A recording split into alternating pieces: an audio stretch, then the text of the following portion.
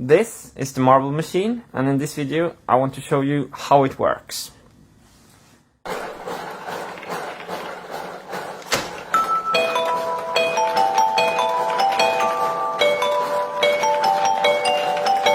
What I want to explain first is how the drums work. These are contact microphones in here. Let me show you how it looks.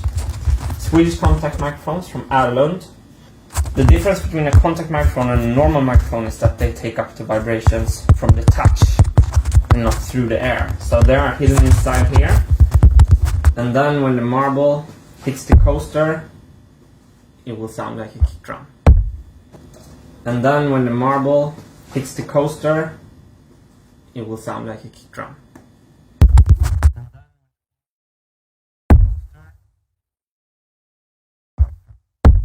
The snare drum is 2 coasters with a contact microphone and a box filled with basmati rice. And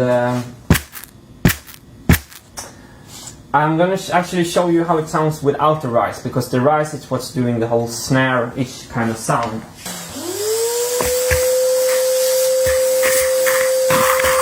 So now all the rice is gone from the snare drum, and then it sounds like this. If I have a Marbl playing it. So to hear the snare drum with the rice, then we're gonna refill it with some rice. So the rice is back in the snare drum, and now it sounds like this. If I have a Marbl playing it. If I have a Marbl playing it.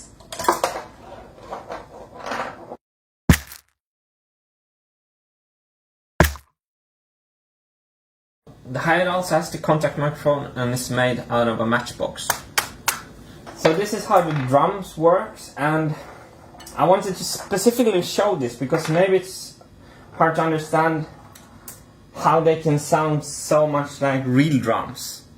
But it's actually because they're recorded on individual tracks. I can edit the audio really hard, which I also have done. So, and I can make them sound really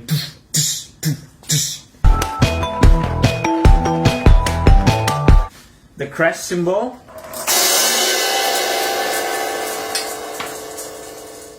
I drilled some holes in the cymbal to add this little metal wire to make the sizzle sound.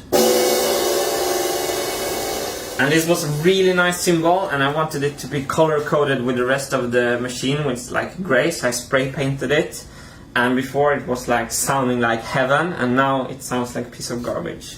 On the bass guitar, the open strings has a little special tuning. It's E and G and E 1 octave up and G 1 octave up. So the Marbl's placed like the standard right hand, like the pick hand, the Marbl's placed, and I can play the left hand, so I can change the chords like this. E and G and E 1 octave up and G 1 octave up.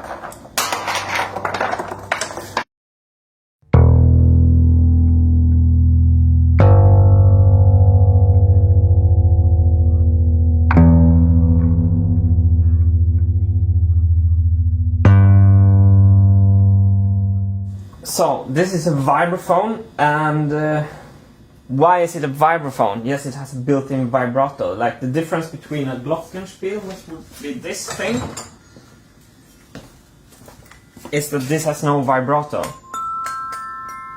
This axis comes from the crank on the other side, and this powers this thing that opens and closes openings under the bars to create a vibrato effect.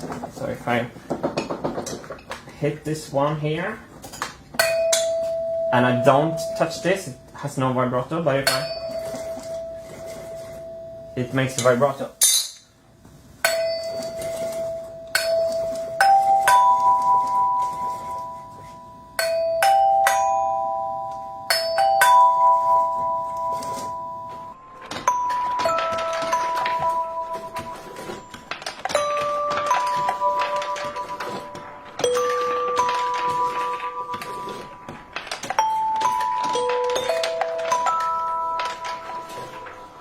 Okay, so now I want to tell you about the gear train and the gear ratio for this machine, and this is very important because it's the gear ratio that makes the crank go in time with the music.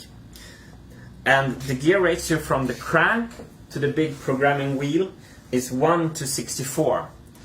And this means 1 to 64 means that when I do 64 revolutions on the crank, like 1, 2, 3, 4, when I do 64 rounds, this wheel has made 1 full revolution.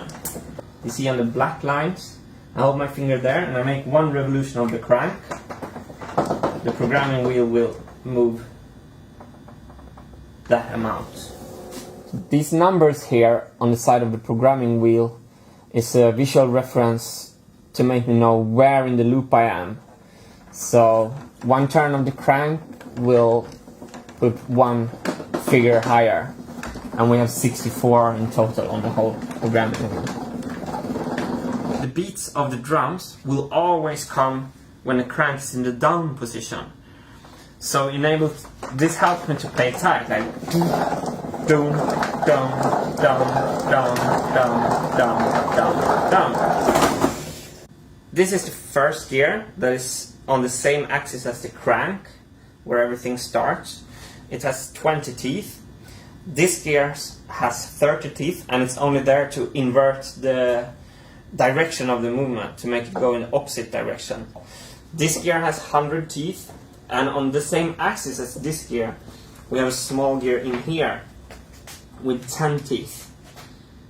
And this small gear drives the big programming wheel that has 127 teeth. And on this axis, we're also driving the belt for the Marbl elevator. If you want to make wooden gears for your own project, it's actually not that hard. I have a video showing how I'm cutting the big gear for the programming wheel using Matthias Wandel's gear generator software. You just put in the number of teeth you want and you get a template that you can print out on A4 paper, and it's super fun to use, and I'll put a link in the description to that computer program. This program was actually one of the biggest inspirations to build this machine at all. When I found it, I wanted to use it and make something with it.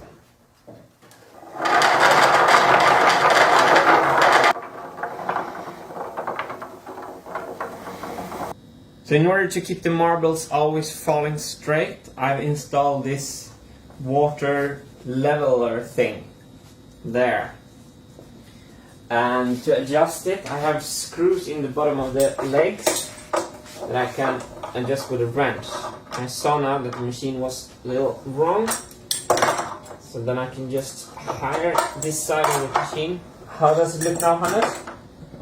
A little more. More? Still? But that's quite good.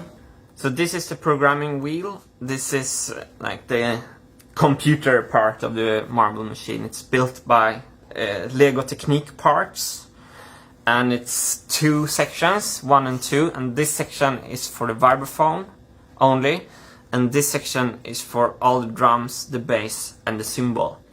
And the way you program it is that you put these little nails in. These are standard Lego Technique nails. So what these nails actually do is that when they travel on the programming wheel like this, they will engage with the lifting fingers like this, that will release the marble.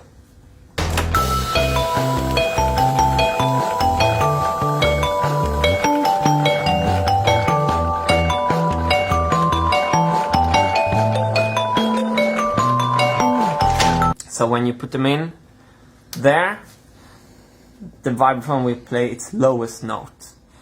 And just to make a demonstration, we can move up. So this programming will result in the vibraphone playing from its lowest note up to its highest. You want to see that? Yes, please. Yes.